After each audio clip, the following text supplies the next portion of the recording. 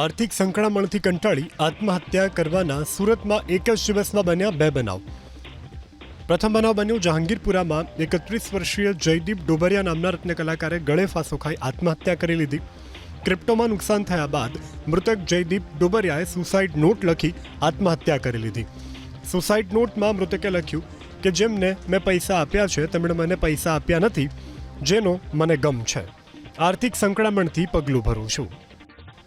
આત્મહત્યાની બીજી ઘટના બની પાંડેસરાના દક્ષેશ્વર નગરમાં, જ્યાં 25 વર્ષીય વિશાલ નરવાડેએ પોતાના ઘરે ગળે ફાંસો ખાઈ આત્મહત્યા કરી લીધી.